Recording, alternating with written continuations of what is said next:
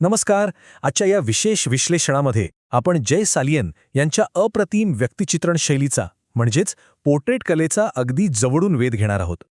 एका कलाकाराची signature style किंवा स्वतःची अशी एक खास ओळख नेमकी कशी तयार होते हे आपण आज डिकोड करणार आहोत. चला तर मग वेळ न घालवता लगेच सुरुवात करूया.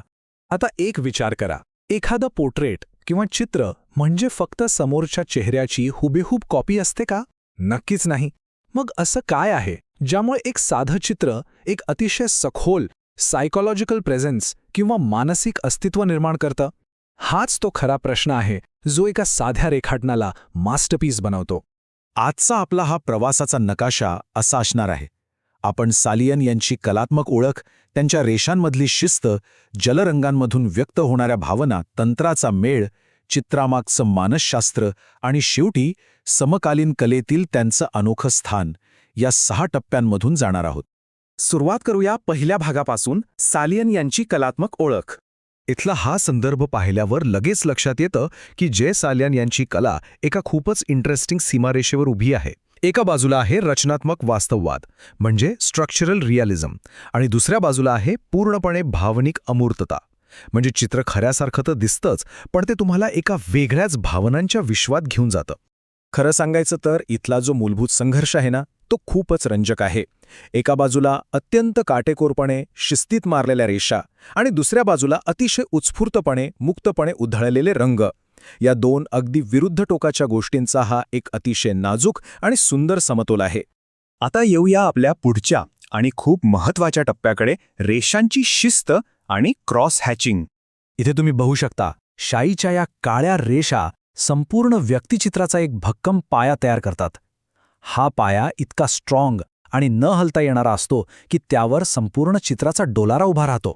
शाई इथे फक्त रंग नाहीये तर ती एक ताकद आहे. आता तुम्हाला प्रश्न पडेल की हे क्रॉस हॅचिंग म्हणजे नक्की काय? तर क्रॉस हॅचिंग म्हणजे फक्त आकार रेखाटणं नव्हे, एकमेकांना छेदणारे या ज्या समांतर रेषा आहेत ना त्या एका सपाट कॅनव्हासवर अक्षरशः शारीरिक आणि मानसिक ताण कोरून काढतात. जणू काही शाईच्या मदतीने एखादं त्रिमितीय शिल्पच घडवलं जातंय. आणि या तंत्राची मुळं खूप खोलवर आहेत. अल्ब्रेक्ट ड्युरर किंवा रेम्ब्रांडसारख्या युरोपीय दिग्गजांची आठवण करून देणाऱ्या या कठोर रेषा फक्त चेहऱ्याची आउटलाईन आखत नाहीत, त्या चेहऱ्यावरील सुरकुत्या, व्यक्तीच्या आत चाललेली धडपड, त्यांचे अनुभव आणि त्यांच्या मनातील गुंतागुंत अगदी नकाशासारखी आपल्यासमोर उलगडून दाखवतात. रेषांच्या या शिस्तबद्ध जगातून आता आपण वळूया आपल्या तिसऱ्या टप्प्याकडे, जलरंगांची किंवा वॉटर कलर्सची भावनिक अभिव्यक्ती. रंगांच्या या दुनियेत प्रवेश केल्यावर एक कमाल गोष्ट जाणवते. मगाशी आपण जे शाईच्या रेषांचं कडक नियंत्रण पाहिलं ना ते आता एका सुंदर, अनपेक्षित आणि प्रवाही अशा भावनिक मुक्ततेत विरघळून जातं. इथे एक वेगळीच जादू पाहायला मिळते. आणि हे किती भारी आहे बघा, चेहऱ्यासाठी जे नैसर्गिक स्किन टोन्स असतात त्यांचा मोह इथे पूर्णपणे टाळलाय. त्याऐवजी पारदर्शक पण एकदम गडद हिरवे, निळे आणि लाल रंग वापरले आहेत. यामुळे होतं काय तर कलाकृतीची भावनिक इंटेन्सिटी किंवा तीव्रता प्रचंड वाढते. हे रंग फक्त डोळ्यांना दिसणारं सत्य सांगत नाहीत तर त्या पलीकडचं भावनिक सत्य मांडतात. चला आता बघूया जेव्हा हे 2 वेगळे प्रवाह एकत्र येतात तेव्हा काय होतं. आपला चौथा भाग, तंत्र आणि पोत यांचा समन्वय. या कलाकाराची जी सिग्नेचर स्टाईल आहे ना तिचा खरा आत्मा याच भागात दडलेला आहे. एका बाजूला मजबूत रचना आणि दुसऱ्या बाजूला प्रवाही भावना. या दुहेरीपणाचा हा अत्यंत रंजक असा खेळ आहे. हा जो मूळ संकल्पनात्मक संघर्ष आहे तो इथे अगदी स्पष्ट दिसतोय. आकाराची कठोर शिस्त आणि मुक्तपणे वाहणाऱ्या भावना यांच्यातील हा एक सुंदर लढा आहे. शाई म्हणते नियंत्रण ठेव आणि जलरंग म्हणतात मुक्तपणे वाहू दे. क्या बात है. सालियन इथे खरं तर 3 वेगवेगळ्या कलात्मक परंपरांचा मस्त समन्वय साधतात. 19व्या शतकातील लाईन अँड वॉश परंपरा, उत्तर इम्प्रेशनिस्ट काळातील रंगांचे प्रयोग आणि आजच्या काळातल्या अर्बन स्केचिंगचा तो वेगवान, क्षणभंगूर असा फील, हे सगळं ते एकाच फ्रेममध्ये अगदी लिल्या बांधून ठेवतात.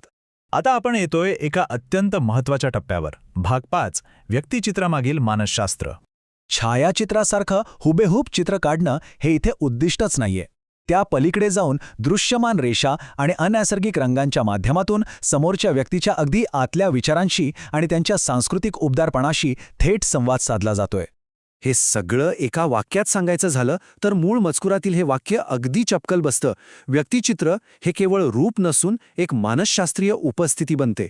म्हणजे हे फक्त एक निर्जीव चित्र राहत नाही, तर ती एक जिवंत, श्वास घेणारी उपस्थिती बनून आपल्यासमोर उभी राहते. आणि आता शेवटचा टप्पा, भाग 6, समकालीन कलेतील अनोखे स्थान. एगॉन शिले यांसारख्या युरोपियन एक्सप्रेशनिस्ट कलाकारांसारखं तीव्र आणि शार्प रेषांचं काम इथे नक्कीच दिसतं. पण या समकालीन भारतीय व्यक्तिचित्रांमध्ये एक वेगळीच, अत्यंत सहज आणि आपल्याला जवळची वाटणारी अशी उबदार भावना दडलेली आहे, जी त्यांना जागतिक पातळीवर वेगळं ठरवते. यालाच आपण लोकशाहीकृत व्यक्तिचित्रण किंवा डेमोक्रेटाइज्ड पोर्ट्रेचर म्हणू शकतो. म्हणजे काय तर राजे महाराजे किंवा प्रसिद्ध लोकांऐवजी रोजच्या जगण्यातील साध्या सामान्य माणसांना एका वेगळ्याच उंचीवर नेऊन ठेवणं आणि त्यांना तो सखोल सन्मान देणं, हे खरोखरच खूप भिडणार आहे. आपल्या या कलात्मक विश्लेषणाच्या अगदी शेवटच्या टप्प्यावर आपण आलो आहोत. कठोर आकार आणि प्रवाही भावना यांचा जो उत्कृष्ट समन्वय आपण आतापर्यंत डिस्कस केला, तो कॅनव्हासवर खऱ्या अर्थाने कसा पूर्णत्वात जातो याचा प्रत्यक्ष अनुभव या अशा चित्रांमधून आपल्याला मिळतो. तर या विश्लेषणाचा शेवट करताना मी तुम्हाला एका विचारासोबत सोडून जाणार आहे. कठोर नियंत्रण आणि अनियंत्रित मुक्तता यांचा हा जो अचूक समतोल आपण पाहिला, तो आपल्या मानवी जीवनातील सुंदर गुंतागुंतीचंच प्रतिबिंब नाहीये का? विचार करा. आपलं आयुष्यही असंच शिस्त आणि मुक्ततेच्या सीमेवर वावरत असतं, होय ना?